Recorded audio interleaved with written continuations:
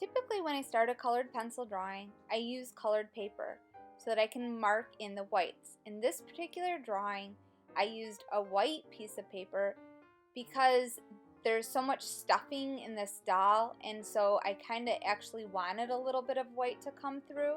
The difficult part about using the white paper is that you're not going to see the white colored pencil.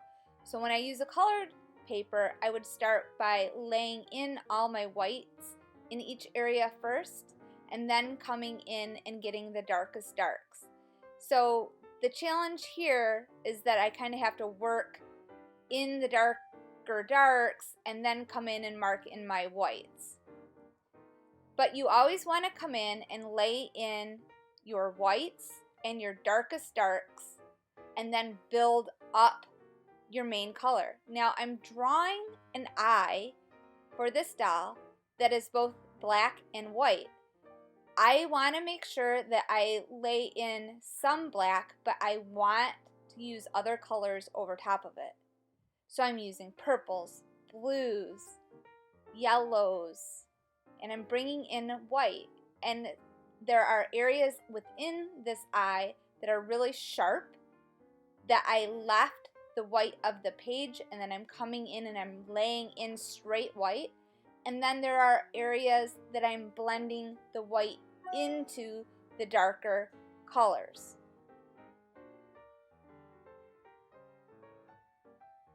So I have my colored pencil, and it's definitely darkest on your edges. So I'm going to really layer up the different colors there. I want to use at least 5 colors in this black area. You want to use at least 5 different colors in every area. You want to be able to see the colors. It's going to make it look a lot richer and a lot more three-dimensional.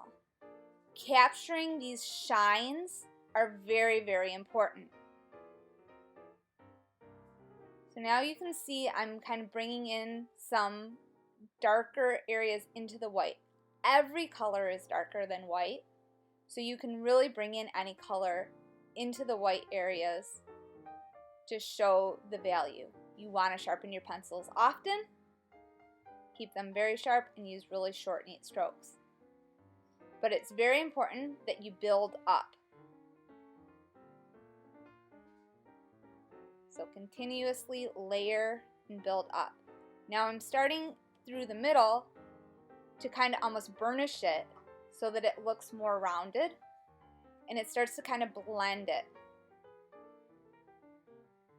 Eventually you'll get thick, but you start with colored pencil by layering up. Continuously build up with really short, neat strokes and ease into that middle kind of rounded part. In the white areas, as long as you stay really thin, you can add value with just about any color, even a purple or a brown. And there's going to be a lot of white even in this black part of this eye. Now I'm starting to work on the textures. So this is a crocheted doll, and so I see these little dark areas, so it's important to kind of build those up. Now I'm kind of working on the hair, and there is kind of these ridges, and so there is a darker kind of row, and it's darker towards the bottom, but it's lighter towards the top. So even though this is black in here, there's going to be a lot of white, so I need to lay in that white and build up with a lot of colors. So I used black first, but then I'm going to build up many, many layers of different colors. So I'm using a lot of white and continuously bringing it back into the darker areas, but I'm using browns, I'm using purples, blues, even a little green. And I'm really paying attention to the pattern that I'm seeing and where the light hits. You can see I'm bringing in yellow, so an orange.